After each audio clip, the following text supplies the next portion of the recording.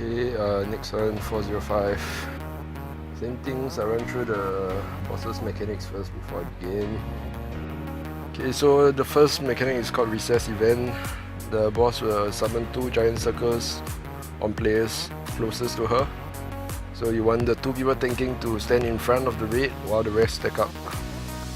These 2 players should remain away from each other, as they will still do damage to each other in the AoE. Okay, so the second mechanic, she casts debuffs on all players. It's 3 color coded ones.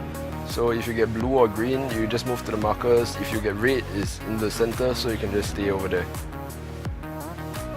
Okay, so the next mechanic, she will cast thunder and lightning down on all players that are ranged. So this is the reason you want your ranged DPS and healers to stack up in the same area. If not, you will cause unnecessary deaths if the AoE is too big. This next mechanic, she will summon a fire elemental that will target a random player. If the fire elemental manages to reach the player, he will die and the next one will be summoned in 10 seconds. This mechanic will start only when the boss reaches around 50% of her health. So for the tanks, just keep an eye out for this and notify your raid if you see it coming from the back. Okay, so for the last mechanic, she will summon 2 giant circles on the left and right side. There will be a number ranging from 1 to 4. This will signify the number of players that need to stand inside. If you do not have the correct number, you will cause a raid wipe. Alright, so let's just dive right in. From the onslaught, you can see 3 raid markers. For the left side is for the blue debuff, the middle one is for the red debuff, and the right one is for the green debuff. So you can see the first recess, the 2 players need to stand away from each other and not damage each other with the AoE. Following which comes the debuffs, just go to the colors, touch it and go back to red to stack. Next comes the lightning. So this is why you want your range to stack tightly, because the AoE is quite huge. In our case, we actually have a ranged DPS tanking the recess event. So you can see that there's 1 lightning at the boss itself. If you do not have a ranged DPS on the boss, it shouldn't be there. Alright, so for the next one, the boss summons the giant circles on the left and the right with the random numbers in them.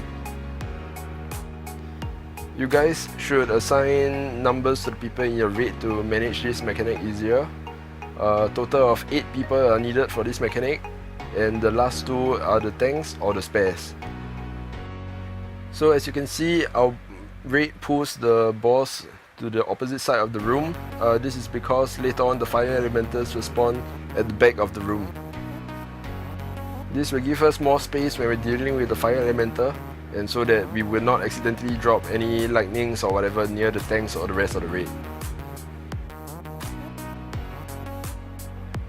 Alright, so for the rest of the fight, the boss mechanics will just rotate in that specific order. There's no enrage timer that I know of, so if you can manage the mechanics well, you can actually get through this boss with low DPS.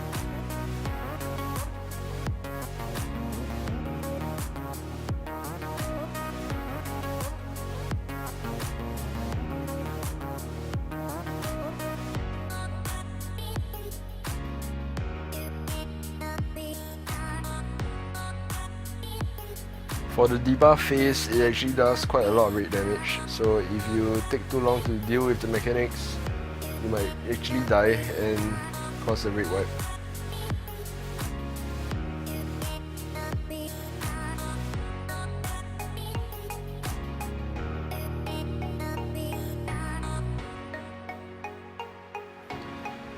So the boss reaches 50% and we prepare for the fire elementals to spawn.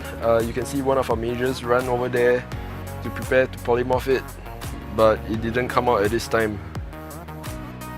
I do not have an exact guess on when exactly the boss will summon the fire elemental. All I can say it's around 50% of the boss's health.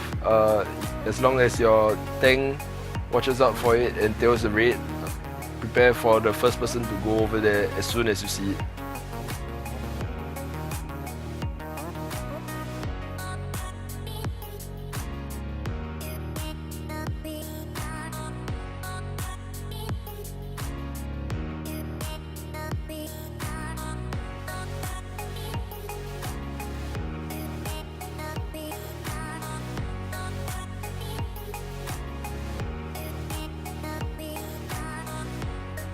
So now the fire elemental has spawned.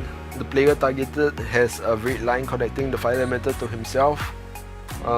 Our first person that is on duty will go over there and polymorph or hex it straight away. So for this fight you will need at least 3 to 4 shamans or mages. This is because they can polymorph and hex the fire elemental and basically juke the mechanic for up to 30 seconds. So other than the additional fire elemental that has spawned, the fight remains exactly the same until the boss dies. Just keep an eye out for your CC timer on the creep and don't let it reach the raid group.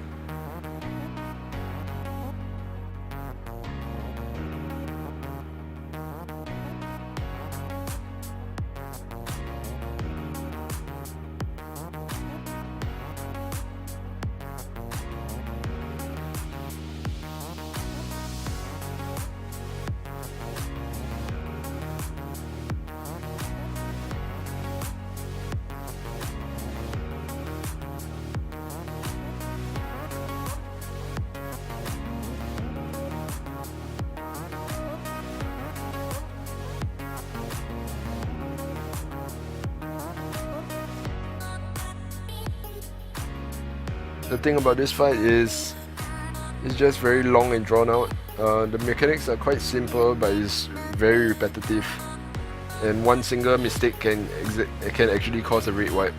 You can see I lost my concentration at one point and died from the lightning because I was trying to burn the boss instead. Just try to remember that dead DPS is no DPS, so try not to eat anything. Alright, so as you can see, this boss is actually very heavy on mechanics, nothing really much.